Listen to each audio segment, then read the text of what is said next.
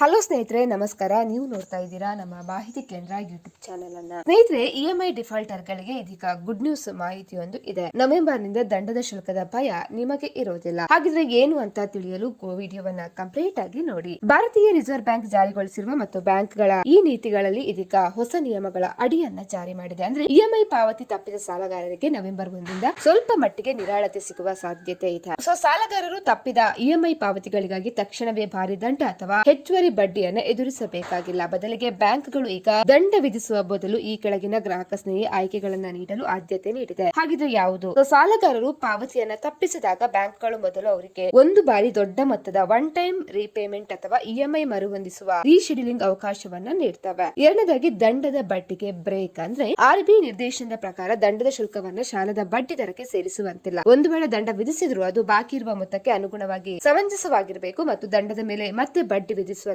ಅಂತ ಹೇಳಿ ಹೇಳಿದೆ. ಉದಾಹರಣೆಗೆ, ನಿಮ್ಮ ಕೊನೆಯ 2 ಇಎಂಐಗಳು ತಲಾ 10,000 ಬಾಕಿ ಇದ್ರೆ ಬ್ಯಾಂಕ್ ತಕ್ಷಣ ಕಠಿಣ ದಂಡ ವಿಧಿಸುವ ಬದಲು ಮುಂದಿನ ತಿಂಗಳು 20,000 ಒಟ್ಟಿಗೆ ಪಾವತಿ ಮಾಡಲಿಕ್ಕೆ ನಿಮ್ಗೆ ಅವಕಾಶ ನೀಡಬಹುದು. ಹಾಗಾಗಿ ಬ್ಯಾಂಕ್ಗಳು ದಂಡದ ಶುಲ್ಕಗಳನ್ನು ವಿಧಿಸುವ ಮೊದಲು ಈ ಬಗ್ಗೆ ಸಾಲಗಾರರಿಗೆ ಸ್ಪಷ್ಟವಾಗಿ ವಿವರವಾಗಿ ಸಂವಹನ ಮಾಡಬೇಕು. ಹಾಗಾಗಿ ಈ ಸೌಲಭ್ಯಗಳು ಉದ್ದೇಶಪೂರ್ವಕವಾಗಿ ಸಾಲ ಮರುಪಾವತಿ ಮಾಡಿದವರಿಗೆ ಅನ್ವಯಿಸುವುದಿಲ್ಲ. ಸತತವಾಗಿ ಪಾವತಿಗಳನ್ನ ವಿಳಂಬ ಮಾಡುವವರಿಗೆ ಬ್ಯಾಂಕ್ಗಳು ಇನ್ನು ಕಠಿಣ ಕ್ರಮಗಳನ್ನು, ಉದಾಹರಣೆಗೆ ಲೋನ್ ಎನ್ಪಿಎ ಆಗಿ ಘೋಷಣೆ, ಕ್ರೆಡಿಟ್ ಸ್ಕೋರ್ ಮೇಲೆ ಪರಿಣಾಮ ಅಥವಾ ವಸೂಲಾತಿ ಪ್ರಕ್ರಿಯೆಯನ್ನು ಕೂಡ ಮುಂದುವರಿಸುತ್ತವೆ. ಸ್ನೇಹಿತರೆ, ಈ ಮಾಹಿತಿ ಇಷ್ಟ ಆದಲ್ಲಿ ವಿಡಿಯೋಗೊಂದು ಲೈಕ್ ಅನ್ನು ಕೊಡಿ. ಅದೇ ರೀತಿ ಮತ್ತಷ್ಟು ಅಪ್ಡೇಟ್ ಗಾಗಿ ನಮ್ಮ ಮಾಹಿತಿ ಕೇಂದ್ರ ಯೂಟ್ಯೂಬ್ ಚಾನೆಲ್ ಅನ್ನು ನೀವು ಸಬ್ಸ್ಕ್ರೈಬ್ ಮಾಡ್ಕೊಳ್ಳಿ.